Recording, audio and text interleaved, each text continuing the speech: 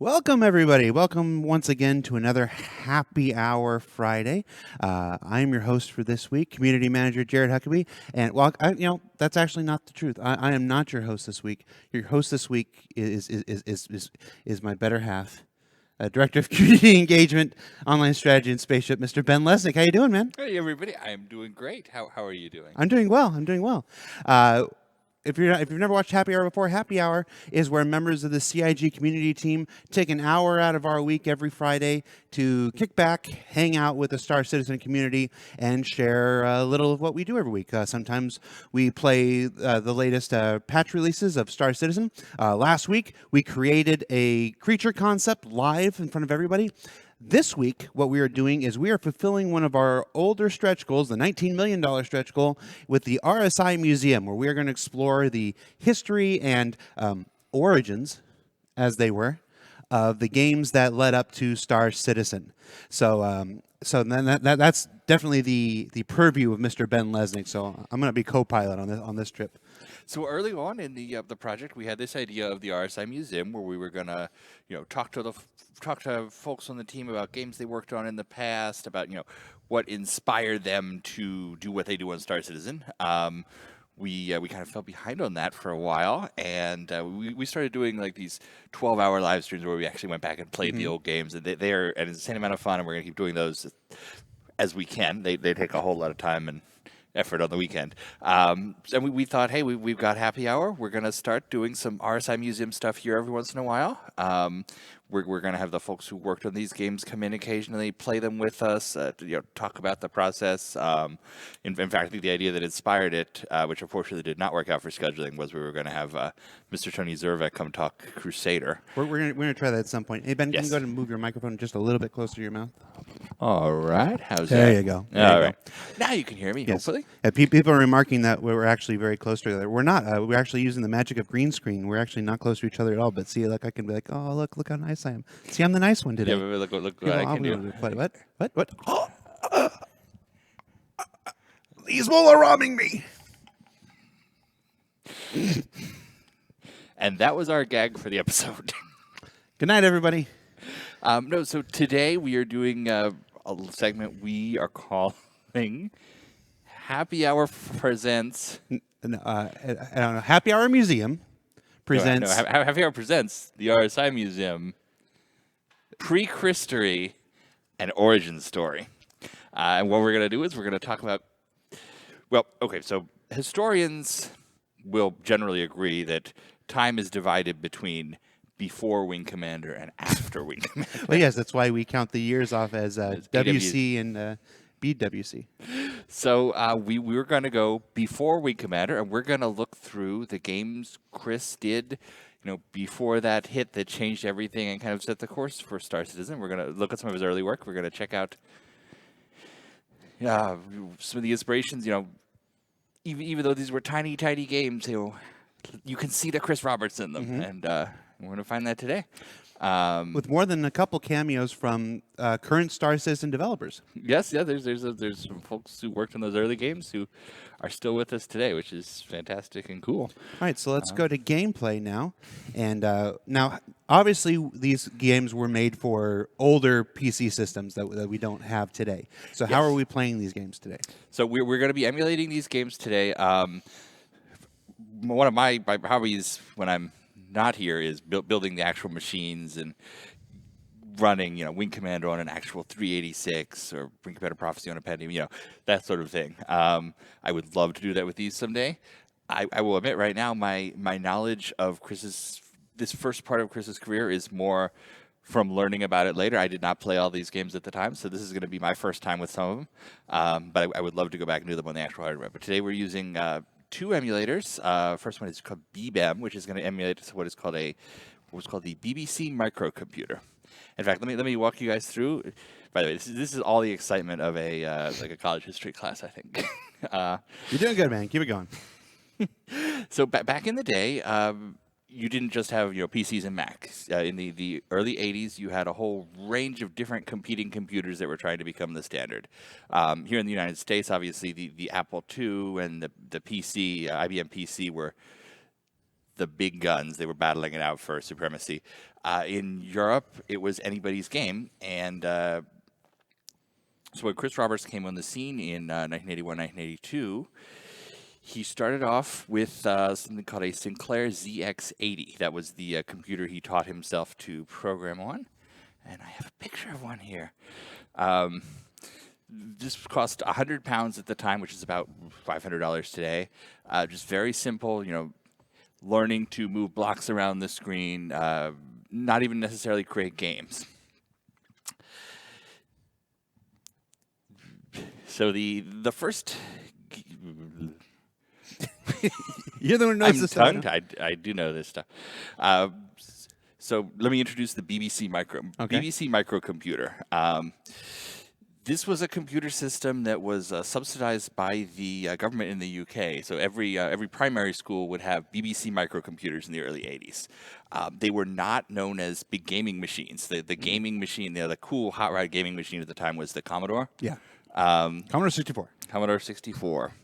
So the BBC microcomputer was something that everybody in the UK that age knew, but it wasn't really a game machine.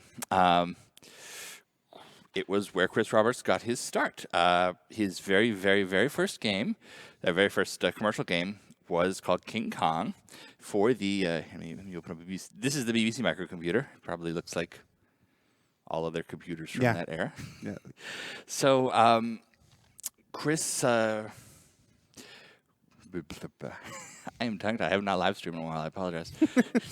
Chris took a course at a local university about how to program, and he was interested in learning to develop arcade games. Everybody at the time wanted to develop home versions of arcade games. If you look back at like the early Apple II games, that sort of thing, it's all, I want to make Pac-Man myself. I want to make Donkey Kong myself. I want to do Defender, that sort. Mm-hmm. So he took a class, learned to program in BASIC on the BBC microcomputer, and I believe a couple months after that, the person who taught the class reached out to him and said, "I'm now the editor of BBC Micro magazine. Have you done any work that we could offer the magazine?" Back then, games. It's kind of unbelievable today, but back then, a game could be printed in a magazine. You would literally get this big fat magazine with lines of code. Yep. You would type into your low-level BASIC compiler. 10 go to, Yeah. So Chris's first game was called King Kong. This is the cover of the magazine that it came from. By the way, major shout out to a site called Pix's Origin Adventures. Pix knows this history through and through. He actually went back and did full playthroughs of every single Origin game, and then all the pre-Origin games like this that Chris and Richard Garrett, everybody worked on. And he is the one who has preserved this game. This was lost for years and years, but he found the magazine and got a tape image of it. I want to add, because I'm seeing this for the first time here. This is the exact same gorilla costume from the end of Trading Places, the seminal Dan Aykroyd and Eddie Murphy movie, directed by John Landis. Thank you. Well, we were a lot of. There weren't a lot of options for gorilla suits back Probably then. Probably not. So, and he was paid about $200 for this game, which we are going to play in a BBC emulator in just a moment. So not only were magazines used to be a thing, but that thing was 104 pages. Yeah, because it had you had to type in every line of King Kong, which, by the way, was, I believe, like 16 kilobytes, which means that Star Citizen today is little over 20 million times. Yeah, 20 million times the size of his first games. Another thing, games back then, you probably remember diskettes, floppy disks and such. Back then, there were the BBC Micro would play games off of a disc or a tape, like a cassette tape, just like this. So this is one of Chris's early games, Wizardor. Our tape loading error. I remember. The thing about a tape could hold more data than a disc, but tapes were incredibly slow. So let me open up. This is a BBC emulator. I just, over the last couple of days, have learned to actually load software in this guy.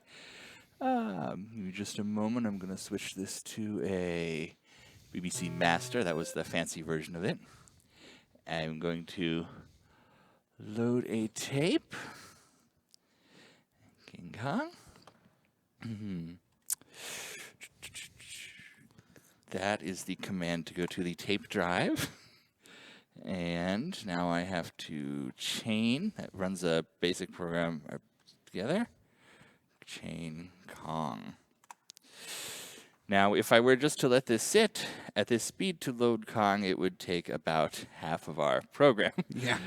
Luckily, we live in the future where I can load it 100 times faster. So you really would have been sitting minutes and minutes and minutes while this linear tape played right by. Don't forget to change your speed Yeah, back. got to change the speed back also. So, King Kong, Chris Roberts' first game. He was 13 years old when he wrote this game in BASIC. You hear King Kong and you think to yourself, oh, it's going to be another Donkey Kong knockoff, because that was 9 out of 10 games at the time. It's not at all. So this text here was written by a 13-year-old Chris Roberts? Yes, and it actually sounds like modern Chris Roberts. The game King Kong is really quite simple. I have we have heard Chris Roberts tell us things are simple quite a lot. All you have to do is rescue the 2 girls perched on the building, land them on the ground, and kill King Kong. That's all you have to do. When you've done this, you progress onto the next sheet. You kill Kong by hitting him 40 times with your machine guns. If you kill Kong before you have rescued both girls from the building, the game ends. The game also ends if you crash into one of the girls, as in life. So, without further ado, here's another screen. You lose a life if you are hit from a rock which Kong throws down from his perch. You also lose a life when you crash into the skyscraper. You pick one of the girls up by placing your helicopter above her head. The computer will beep when you have done this. You land one of the girls by moving your helicopter to the bottom of the screen. Okay. Okay, let's play this thing. This is probably the first time King Kong has ever been live streamed, so you guys are watching history right now. This is all done in BASIC, so it's not a high-level language. It's very simple.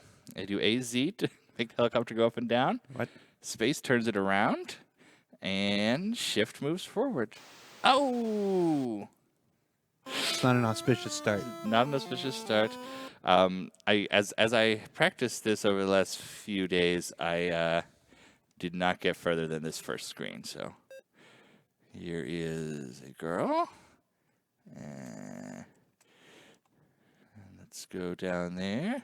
So this aspect is clearly inspired by Defender. I think everybody remembers Defender, the arcade game where you would shoot the space monsters, and you would have to, if they would pick up the astronauts, you'd have to catch them. I grew up with a Defender knockoff on the Apple II, which was called Snoggle. So I always thought that was the original. Or no, Gorgon. Wait, what is Snoggle now? I have an answer for that, but it's so my dad's Apple II bootleg copy was a disc that had Gorgon on one side and Snoggle on the other, so we just referred to it as Gorgon Snoggle. Look at Kong. Kong is swole. Yeah, he's been working out. Oh, you crashed into the building. Crashed into the building.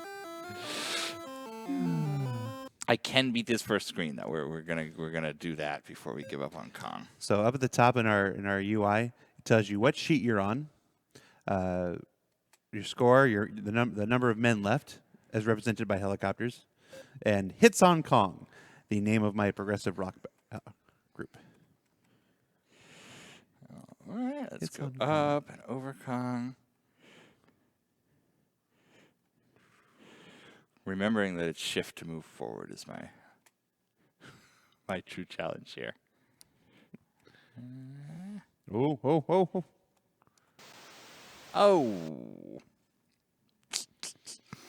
Game over. Hard luck. Hard luck. All right, let's try this one more time. Let's say, because we're 15 minutes into the stream already, so. Okay, we're gonna get through this first level, then we'll look at the next game. I promise. Okay. Let's get some hard lucks into chat, please. See, you just have to do that on the other side. And then I have to shoot Kong. Oh yeah, you haven't shot Kong yet. If you kill Kong, that's right. You have to shoot him 40 times. Yeah, so you can shoot him 39 times before you If you kill him before you rescue the girls, you lose. I assume that's to simulate that if there's like a flying Kong body, he'll hit them.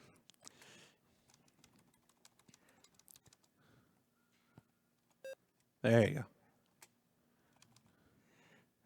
All right. Let's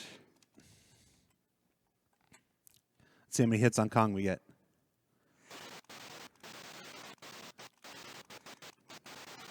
"40 hits to kill him."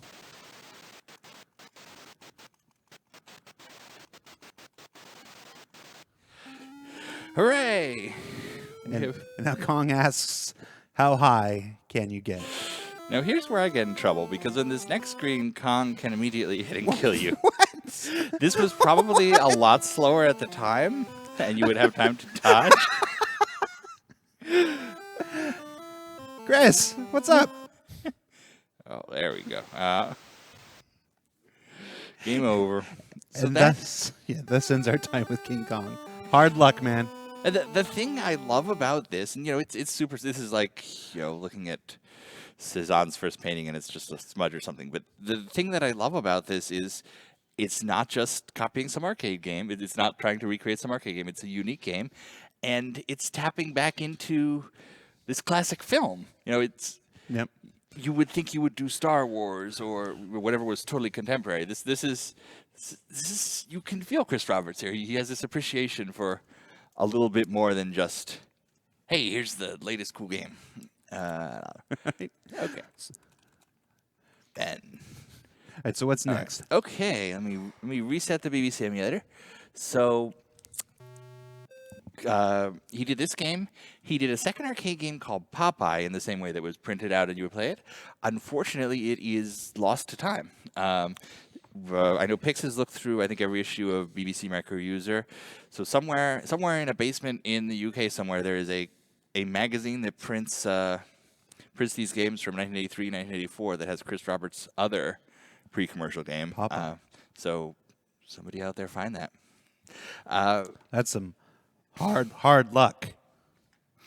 So these games were enough of a success that Chris decided to move on to learning, instead of basic, assembly language, the language machines use to speak to another, which gives you a whole lot more control over using what you do with a computer. Mm-hmm. So it's the difference between what I know how to do, write a little script to do something, and actually like tapping into the brain and doing cool things. He worked for quite a while on a game called Wizador in his own time. Wizador. Which I'm going to load for you now. This one, we have it on a disk, so we're loading a disk image of Wizador. That's the equivalent of dir in DOS catalog. I learned a lot about how to operate a BBC microcomputer the last few days. Wiz, here is Wizador. This is Chris's first, big game. What is happening? Oh, you know what? I have it set to the wrong computer still. BBC model standard. Run Wiz. There we go. This emulator is very powerful. It has fantastic options, but it assumes you use the original BBC microcomputer. So you have to know things like to go up here to rewind a tape before you play it again. It simulates that. I actually really like that about this emulator.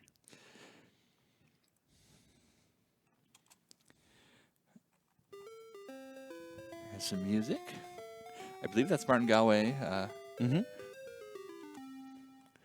I'd recognize Martin Galway anywhere. This was the first project that Chris brought in other artists to do to make it look cooler. And basically, the object of this game is I have no weapon right now, but I've got this Mario-style world that I can walk through and up, down, jump. And what I have to do is get those scrolls. That green thing up there is a scroll, which will allow me to kill green enemies. This guy's got exploding arrows. This game is incredibly hard, as are most of these early games. Someone who is good at this can finish it in about half an hour. There's some good Let's Plays out there if you want to see the depths of Wizardor. But, That sounds like the name of a sequel. oh god. I'm not doing so well with that axe guy. Hard luck, Ben. That's some hard luck. The only UI is the number of lives down in the corner. Never let it be said that happy hour is where you see exceptional quality gameplay. I guarantee no one has seen this in years. Oh, yeah. No, I mean, whether it's Star Citizen, whether it's us playing Star Citizen or playing Wizardor or King Kong, happy hour is not the place you come to see. Well, you know, we're going to do Wing Commander eventually, and then you'll see some serious stuff. You going to try to get that scroll one more time? Yeah, you know, I've actually not been able to get it. So do we know anybody else that worked on Wizardor? So it wasn't a large team. This is Chris's game, and he just happened to have, he would bring in somebody to do on content. You do some music, you do some art. Okay. But Nick Elms and Phil Miller haven't come on board yet. I don't know the details exactly. They were all Chris's friends at the time, and they were all doing this kind of thing together. There's we're going to enact a happy hour mercy rule here in a bit. Okay, instead of getting that scroll, and I fell in a pit, or did I? No, there's an underworld. And one of the things I find really interesting going back and playing this game today is it does not adhere to the rules that Mario would later set for a side scroller like this. If this were Commander Keen or anything, a normal game, one that follows that pattern, I would be able to jump down to that platform. Nope. You die if you fall more than level, which makes sense. If I fell 2 bends, I would not be in good shape. And stuff like this. Like, this seems like it's a pit you fall to die in, but it's how you get into the... I guess this is the game's equivalent of a warp pipe. And the one thing I really love about these early games is this world he's created. He's got... There's so much detail.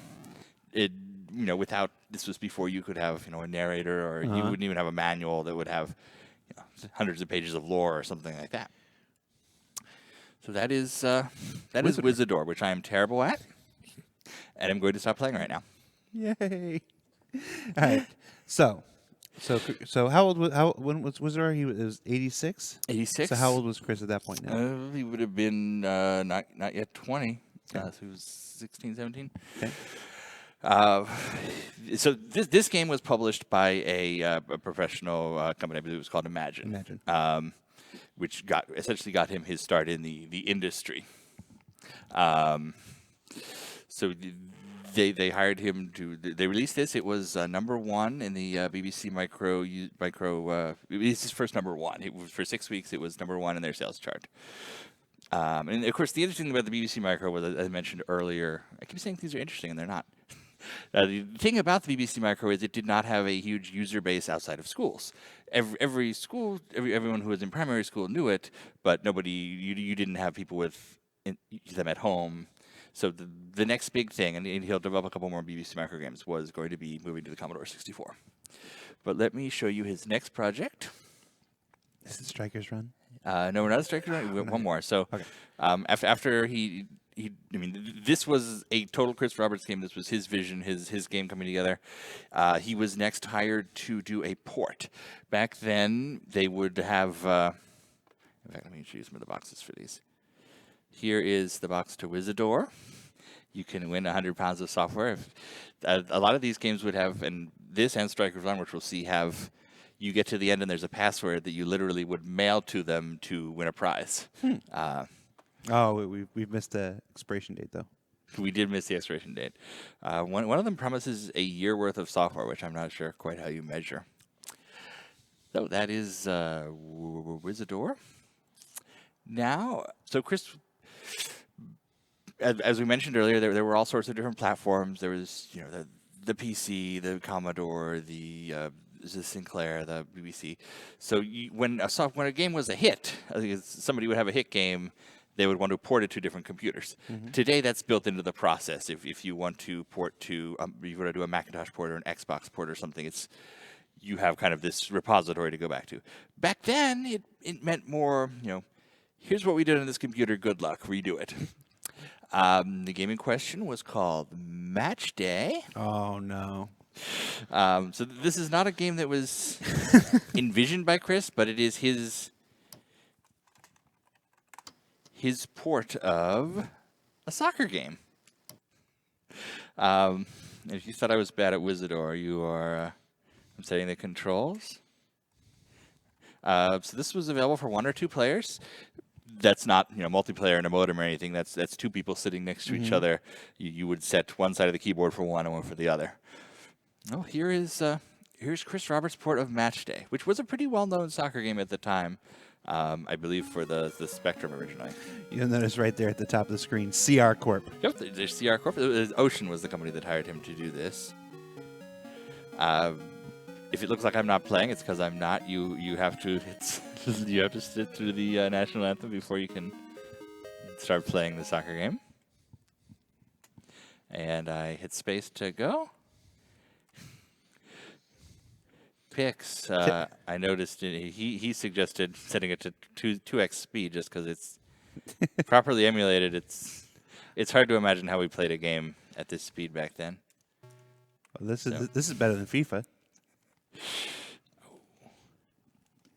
I'm the red guys.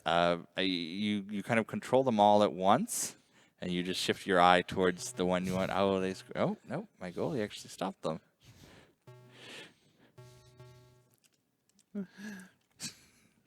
This is Match Day. I know I'm a regular. What was it? Soccer John. Football Ben. Wait, did you just score? No, they scored. They scored okay. on me. That's more believable. It needs a British commentator. I was about to try, but no. Jared, try. Come on. No. You can do it. No. I've never watched a soccer game in my life, so I wouldn't even be. Well, it's even better. Just pretend. Hello, I'm Nigel Thickness, and welcome you to another Match Day Spectacular. We have the red shirts versus the blue shirts. The blue shirts are in the lead, 1-0. We're on red shirt home turf. We've only got 74 times left, according to the scoreboard. Let's go now to Ben. I don't know. I've lost it. I wasn't ready for What was your name again? Nigel Thickness. Love it. So, this is, I think, the closest to a sports game you're going to find in Chris's history. Origin actually developed a sports game they never released, which we'll talk about someday. It was a basketball game. I used to love playing the old Atari basketball. So let's stop playing this before I embarrass myself even further. Too late. That was Match Day. Next up, we have What I've been waiting for. We have Chris's last BBC Master game, and I would say easily the best of this first bunch of games. This is a really cool one, and it is called Strikers Run. Hey, Andrew. Is Andrew still in there? Yeah, he is. Hey, on my desk, there's a printout. There's a printout of an old video game screen. It's the only one on there. Would you mind grabbing it and bringing it to me? Strikers Run from Superior Strikers Software. Run. Note helicopters again. Yeah. We could definitely see a helicopter theme in these games. But who wasn't into helicopters back then? Dude, Airwolf was everything. Now, right here off the bat, Graphics written by Phil Mellor. Phil Mellor, who works on Star Citizen today. If you watch ATB with some regularity, you'll recognize Phil Mellor from our UK ATB segments, and he is also the face scan model of our Gamescom guy. Why can't I remember his name? The NPC from Gamescom. I don't remember either. Oh, come on, Star Citizens, help me out. Yes. So, Superior Software, 1986. I'm blanking on his name. Completely blanking on his name. This is Chris Roberts, age 19, with some of the current Star Citizen team. Miles Eckhart. In 16 kilobytes. That was a cutscene. That was a cutscene from an in-game cutscene. He had the two helicopters just blow each other up as you're starting the game. that is one of those Chris Roberts touches. This is also a procedural world, in a sense. It's not one static map. It has all these points of interest that will seemingly randomly appear. And you've heard like the Haggard module called Walking Simulator. This literally is a walking game. Your goal is to walk 2 miles to the end of the map. I looks like you got a landmine on the ground there. That is a landmine. I blew it up with a grenade. And again, this is another one where I was having trouble getting into this because I was thinking with modern game terms. Oh, a grenade is a limited thing. Back then it wasn't. It was just a different way to fire. Check out those Purple Mountains Majesty. That is one of my guys. I'm not going to hit him.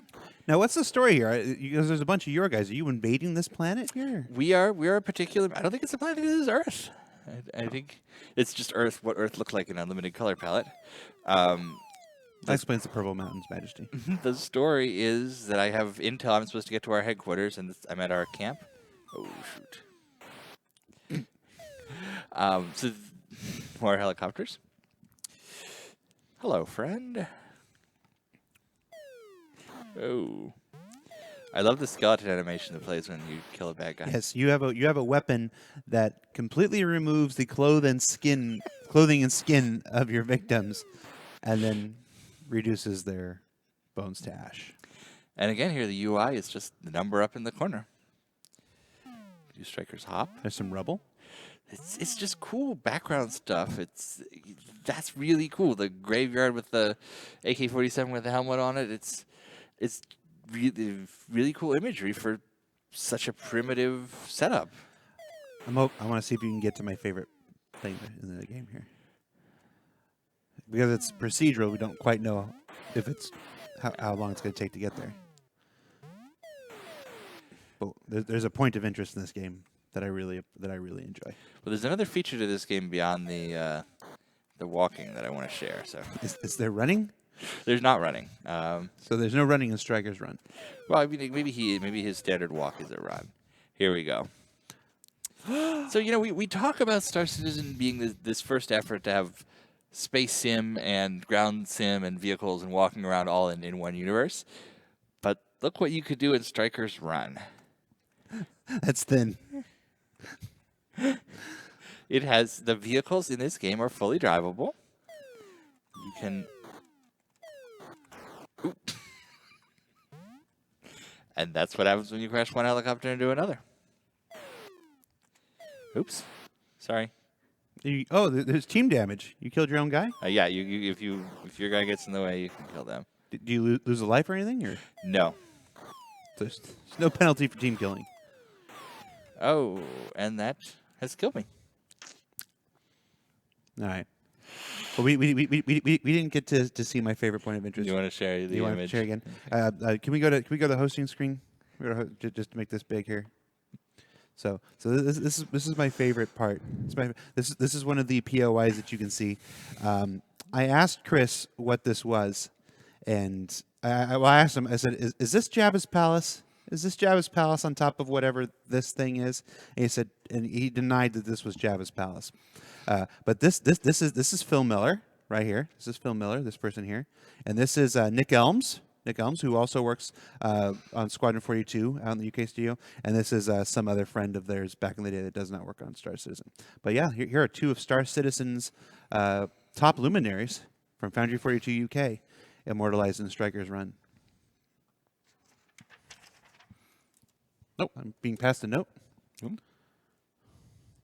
It says Match Day music was the theme song to the show Match of the Day. That's really interesting. It's like the Monday Night Football jingle. If we were British, we probably would have recognized that. Yes, that note came. That note somehow Wonko the Sane passed me a note through Twitch. That's impressive. That's impressive, Wonko. All right, so I'm going to shut down this BBC emulator. I was going back to lay on your shoulder there, but JJ took my shoulder away. Give me my shoulder back, JJ. There you go. Yeah. So, 1987 or so, Chris decides that he needs to move on to developing instead for the BBC microcomputer because the install base was so small for the big game machine. Let me show you the covers to these other games. Right. There's Match Day. Hold on, let's go back to the cover. There you go. That's actually the Spectrum box, but the other one would say just the name at the top will be different. It would say BBC Micro at the top. And here is Striker's Run, which.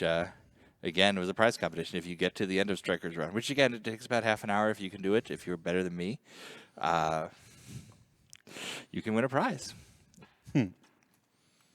So next up, Chris, in 87, 88, somewhere in there, he traveled to Austin, Texas to visit his parents who were working there. When he went to he was at the time working on an assembly language game for the Commodore, which he called Ultra Realm. Ultra Realm was going to be, it was inspired by Legend of Zelda, the top-down RPG, the kind of stuff Richard Gere was doing with Ultima. It was there that he met the early Origin guys. The Origin was 10 people at the time, or Origin Systems, the company that made Ultima, Wing Commander, Crusader. Later in time, so it was 7, 8, 9, 10-ish people at the time, putting out mostly Richard Garriott's Ultima series, and then some other titles like Auto Duel. The highly respected game company, not the superstar, ultra profitable something like Electronic Arts at the time, but they were very much into the artistry of a game release. Richard Garriott would always say he formed this company himself after publishing through California Gold and Sierra because he wanted to have control over what was in the box, and he wanted to do games in large cardboard boxes similar to how role-playing games were sold at the time. And he wanted them to include a cloth map and a metal trinket. And Ultima was the best-selling thing in the world, but no one would agree to a contract where Richard Garriott could do a box that way. Games came in Ziploc bags or cassette boxes or something at the time. So he founded Origin with that in mind, and they published a whole bunch of his titles. So Chris encountered Dennis Lubbe, Richard Garriott, that whole group of people, and quickly impressed them with the work on his game, which was Ultra Realm at the time. It eventually became a game called Times of Lore. And he agreed to a publishing contract with Origin to release Times of Lore. At the time, you didn't necessarily come work for a company in game software like you do here. Even the smallest companies were essentially publishers, and you would have an agreement where you say, okay, you guys get 20% of the gross profit off the top, and I get to use your facilities and your artists and so on. So he came to work with Origin for a game called Times of Lore. Before publishing Times of Lore, he helped out with, you guys have kind of been intimately involved with the Star Citizen process, so we have sort of these all hands on deck, everybody, we want to get this thing out for this show or for this release date or so on. At the time Chris joined, Ultima 5 was at that stage of development, and he assisted as a designer on this Ultima game, which I will show you very briefly. This is available on GOG, by the way. This is the only one that's available to buy right now. Any of these other games, other than King Kong, if you want a copy, you have to go to eBay. They're mostly readily available, but this one you can get on GOG as part of their Ultima 456 pack. Listen to those fire sound effects. It sounded like there was a real fire here. It's pretty cool. I have not set up the music or sound on these correctly, but if you're familiar with Ultima, and I suspect a lot of you are, this is a classic Ultima. You have to know sort of an alphabet of different commands. So, I need to know that T is talk, or O is open, or it's like open door. And this is the same engine as Ultima 4. It's this overworld map with smaller cities. It does not show everything in the map at once. I think the most Chris Roberts thing I can point out here is that there is a place in the game in West Brittany you can go to and actually find Chris. It's Farmer Christopher. And if you talk to him, he plugs Times of Lore. And if you tell, he asks you if you're going to buy Times of the Lore, and if you tell him no, he gets mad at you. And if you tell him yes, he tells you you're an intelligent fellow. That sounds like Chris. So the two things I wanted to point out with this Ultima game are that it's not a single map. It's the same as Zelda. It's one overworld map on one scale, and then smaller cities on another scale. So like I left one area and went into another, and that the interface is this. Here's a castle. If I want to enter this is an abbey. If I want to enter the castle, I go to another map. So you have to learn the alphabet to play, and multiple maps. I point those things out because the very unique things that Chris did with Times of Lore solve both of those problems. Times of Lore was the first RPG put out by Origin, first game in general that had these icons. So instead of knowing T to talk, you would have a mouse that you click on. You would have we'll show it to you in a second. It also had what you might call a large world. At the time, the standard for RPG, here's the Ultima 5 box, a beautiful Denis Loubet painting, and here is the Times of Lore box. By the way, we are playing the PC versions of these because those are the ones I know to emulate. Chris originally developed this game and the next one for the Commodore first, and then ported to the PC. Let us see.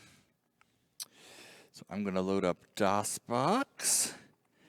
Mount C, /CR games, CD times,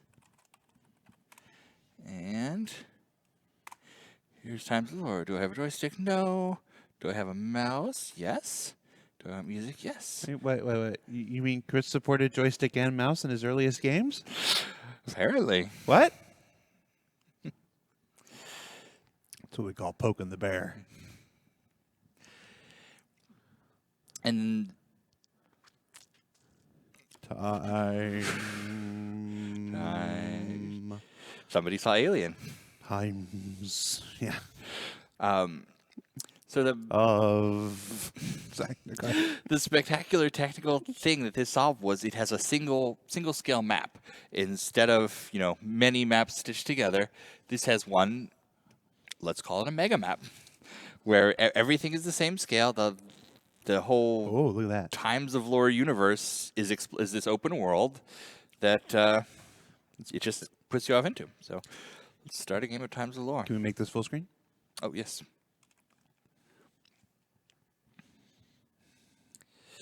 Of course, we didn't have speech or cutscenes or... Oh. Nope. All right, so maybe we keep it out of full screen then. I have crashed DOSBox. So you get to watch that sweet animation again. To watch me mount my hard drive again. Mount C, /CR games. By the way, if there are any questions, we can certainly take them. Yeah. Let's move the box to the center of the screen when it loads up, but we won't full screen it. Hard luck indeed. Do I have a joystick? No. Do I have a mouse? Yes. Do I have music? Yes. Creative music system that would later become the Sound Blaster. Can we move this window more to the center of the screen? Yes. Yeah, we won't make it full screen. Just keep it like this. There we go. There you go. Start a new game. So we have this very in-depth intro. I do notice that the king in this is Valwyn, which tells me where we got the name for the admiral from Wing Commander. Oh. Which I had not realized before this. I had only played this occasionally. Joe Garrity, who runs the Origin Museum, if anybody out there is familiar with him, this is the one that got him hooked. And this is Denis Loubet, who he hired to do the art for. Actually, that is how he became connected with Origin in the first place. He hired Denis Loubet, who was a fantasy artist, and 2 weeks later, Denis started his work at Origin. So that kind of started this whole thing. Now, what year was this? This was, I believe, it shipped in '88. These are pretty good graphics for '88. Yeah, I mean, this was the power of going up to the Commodore.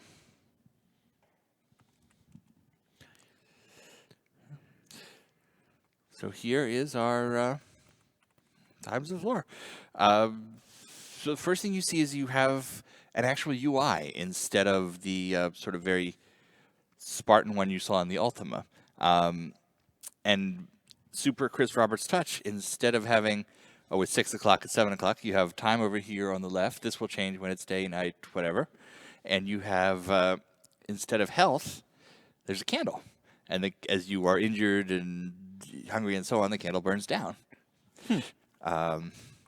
Which, that's something we see everywhere. In Wing Commander and Star Citizen everywhere. It's Chris's desire to bring you into the game world rather than making you think you're sitting in front of a computer.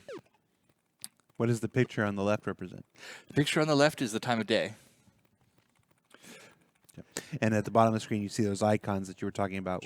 Yes, so if I want to, I can hit space and I can go to the icons. I can look around. There's no object to examine. So like here, if I want to come up to the bartender, hello, friend. I'm going to talk to you. Greetings and welcome to the Frothing Slush Tavern, where the meat is strong and the food is nourishing. Thank you. The innkeeper looks at you and says, have you heard about the Raiders of the Forest? And I have a whole conversation tree, just like you're probably familiar with in like a BioWare game today. Yes.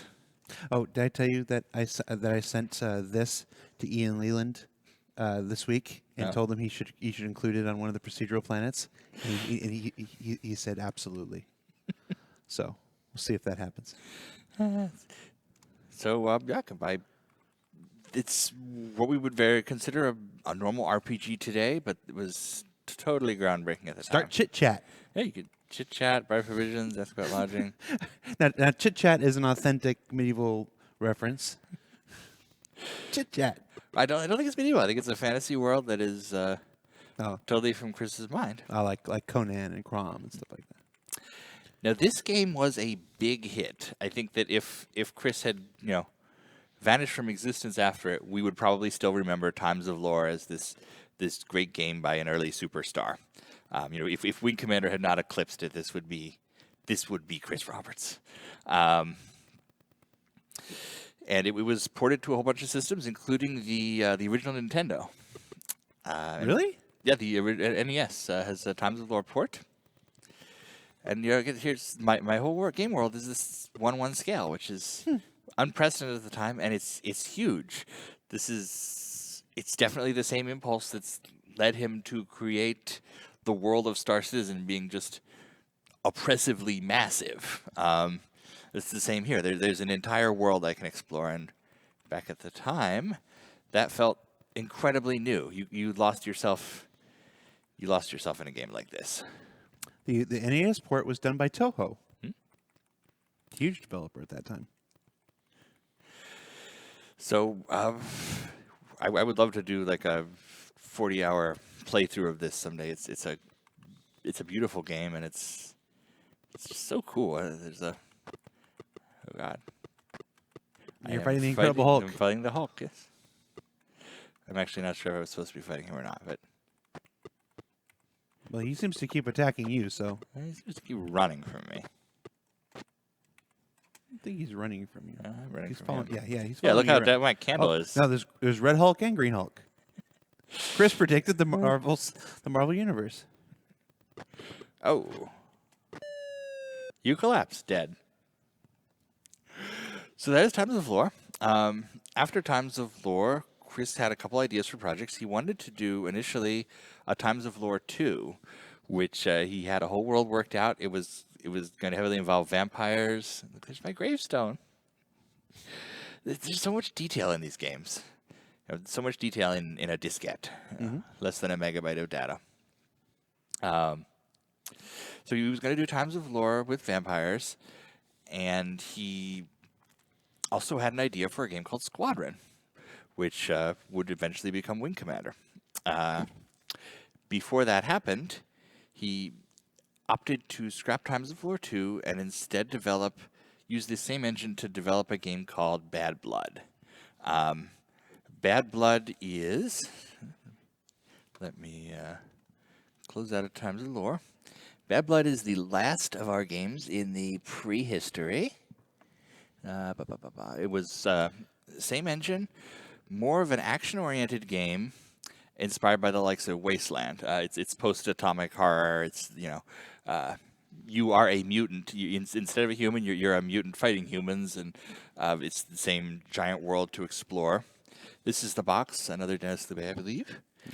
And inspiration for Taylor Swift. Well, Taylor Swift's album, this is like a cool teacher explaining something to kids today who aren't hip with this, but, Taylor Swift had her album 1989 with the title track Bad Blood. In 1989, Chris Roberts developed a game called Bad Blood, so obviously she is obsessed. Yep. But that's just science, because baby, now we've got bad blood. Baby, now we're going to play Bad No, Blood. it used to be mad love. Used to be playing Times of Lore. So let's... If I'm going out, people, I'm going out on my terms. Jesus. there's no chance Twitch is going to catch that for a Stop. copyright violation.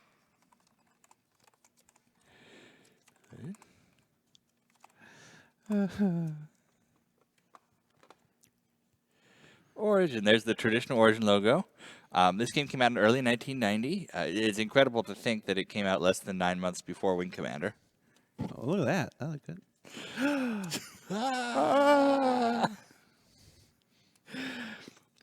And here you can see like the cinematic. This is the early Stephen Mukow Origin cinematic system. So it's much more like a movie than anything that had happened before.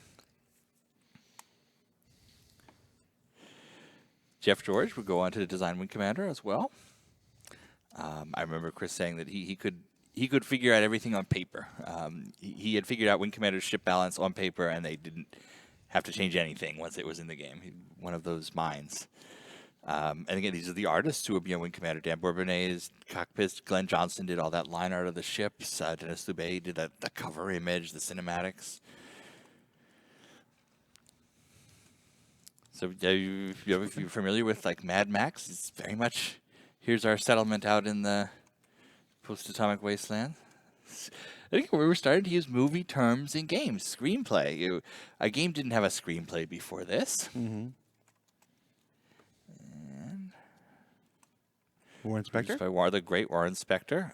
He produced a lot of the early Origin games, and of course he's best known for all sorts of things today. My favorite Warren Spector game was a game called Wings of Glory, which he's not best known for, but he did the Deus Ex, Epic Mickey. Mm-hmm.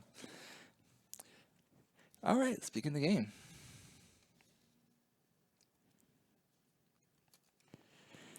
And here we have a cinematic intro. It's actually a lot more of a movie intro than Wing Commander had.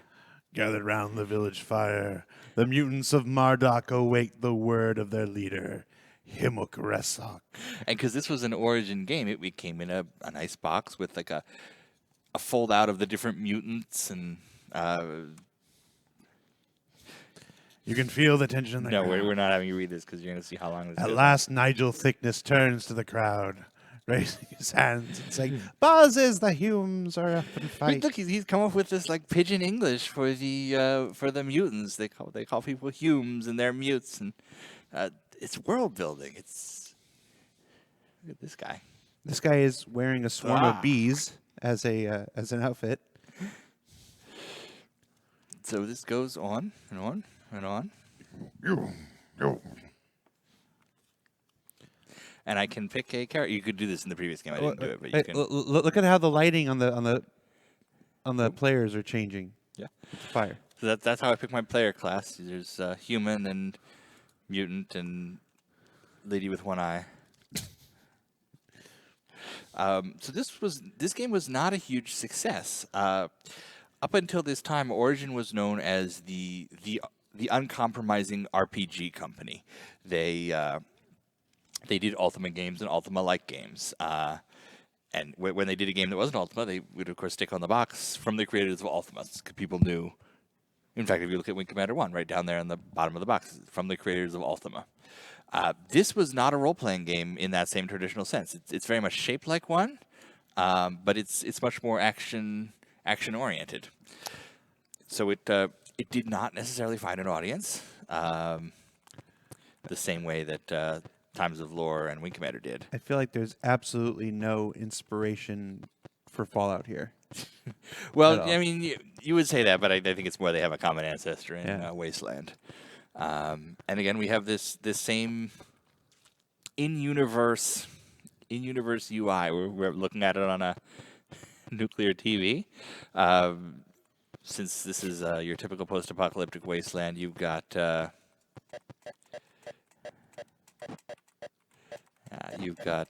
bottle of water instead of a health percentage. Yeah, kill that green thing. And it has a whole immersive plot. It goes on for quite a while as you explore the wastelands and interact with characters. And You add food to your pack. yeah, you remember back then, one of the annoying things in RPG was you always had to feed your party. I always see on the forums people are like, "Oh, can we have food in Star Citizen? Can you have to eat?" And I'm like, "No, don't you remember what that was like?" I remember playing Ultima 4 and having to. We found that butter was the cheapest food item that the game would treat all food equally, so just keep a massive stock of butter to feed my party. That's why you make me eat butter. Lunch. I want real food, Ben. I have never known you to want real food. That's true. I'm a man of science food. And it's a beautiful game, and it's fantastic world building. I've said that a couple times probably. It would be really cool to just stream a serious playthrough of this. Like, I can't believe we've gotten through 6 Chris Roberts games in such an amount of time. Oh, I can't go in the water yet. Slime, I guess it is. So, Are you enjoying my games, Ben? I enjoy your games a great deal, sir. Which one of my games in Pre-Christory is your favorite? I think Striker's Run. That is a gem of a game. Striker's Run is Jared's favorite too. I think it definitely holds up the best. Once you get used to it not having some of the same tropes as a modern side scroller. I mean, it's the one I'm probably going to be playing after this for a while.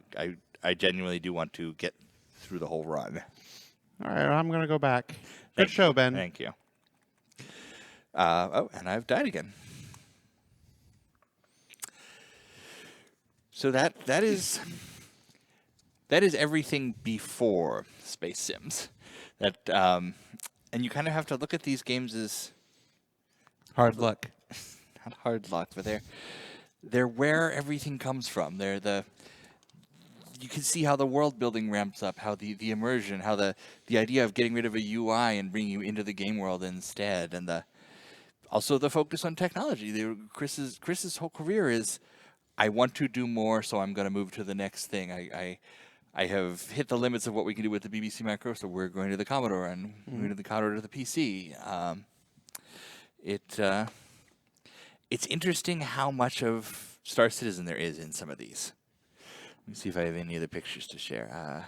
I have all the different computers.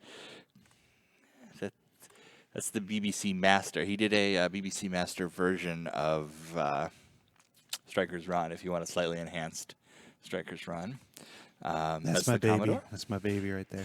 Those little computers, beautiful. I love the Commodore 64. You know, they did that thing where they were making a real Windows PC in a Commodore 64 case, and I almost bought one, but I didn't. I've got an Amiga at home, and that's as close to a Commodore as I get. And so that was Chris's last Commodore game for Wing Commander, which was called Squadron at the time. It was time for the next upgrade to the IBM PC, which Wing Commander was Chris's first IBM PC developed game. Mm-hmm. And we're still developing on the IBM PC. Yes, we are. All right, well, any wrap up, Ben? We're actually at the end of our hour. So. Oh, I wanted to share this. This is for some reason the emulator was not showing this. It flaps by, but I thought the match day menu screen was cute with his signature. No, that's Wait. What was that picture in there? Which one? Run right in the middle there. Oh, so I wanted to try to find a picture of Chris when he was younger. This is actually 1992 when he was doing Strike Commander, but this is This was his Scroll magazine up, scroll photo. up. There you go. There you go. That was the picture of Chris they would have in magazines around when Strike Commander in '92 shipped, or '93. No, it was this picture '92. Strike shipped in '93. So I hope folks out there find that sort of thing interesting. I find it just totally, totally fascinating. If you want to know more about the details of Chris's early games, I highly recommend Mike Harrison's Wing Commander 1 and 2 Ultimate Strategy Guide. The whole back is interviews and history about everything that went into Wing Commander 1990. It's very in-depth. Or David Ladyman did Origin's Official Guide to Wing Commander 3, which had a similar walkthrough of his history. So if anybody wants more details and numbers that aren't going through my brain, that's a fantastic place for them. And that's the end of our first happy hour museum today. But it seems like we had a pretty solid viewership, over 1,000 people between Twitch and YouTube. That's awesome. I didn't think anybody was going to tune for this one, honestly. In the future, we're going to do these occasionally. We're going to do, of course, Wing Commander 3, Privateer, all the games that are, cool space games that our folks worked on. And not just Chris's games. Not just Chris's games. We're going to do Crusader with Tony Zurovec. And I would love to bring in, I would love to have Richard come in and do like an Ultima Hour or something, talk about those early games. We kind of threw this one together quick, but we're going to have some fun with this, I hope. It's something this stuff inspires me and fascinates me, and I hope I can get a little bit of that across to somebody out there. It's a heck of a thing. So, of course, as we continue to evolve happy hour, we have a couple different concepts in mind. We're just going to kind of rotate through the different concepts for each happy hour. So if you enjoyed this concept, take to the comments in the YouTube video, on Spectrum, whatever. Let us know if you enjoyed it and if you'd like to see more of this concept. We're just going to keep the rotation going between game devs, between RSI museums, and a couple other concepts that we have in mind. So let us know if you like it. Certainly, let us know if there's anything you'd like to see us cover in this. What else? What other sorts of things you might want to see from the museum segments? And gosh, what else? And if you're lucky, Nigel Thickness will return. Oh, and if anybody has any questions about this stuff, feel free to hit us up on Spectrum. I check all the private messages I get whenever I log in. I try to reply to everything I can. So I believe I'm WC Loaf on there, and I'll stop by after the show to say hey. All right. So with that, I'm Jared. I'm Ben Lesnick. And we'll see you in the happy hour. You know what we should also mention, we don't though? have a sign-off for the show. What should we mention? Check out the Hurricane. We want to plug the Hurricane one more time. It's a really cool fighter, inspired by like the British turret fighters of World War II. It's a cool design. We're really proud of the brochure and the video we did yesterday. Please check that out. It's good stuff. Yep. So let's get some hard lucks in chat. We'll see you next week, everybody. Bye, Nigel. Bye, JJ.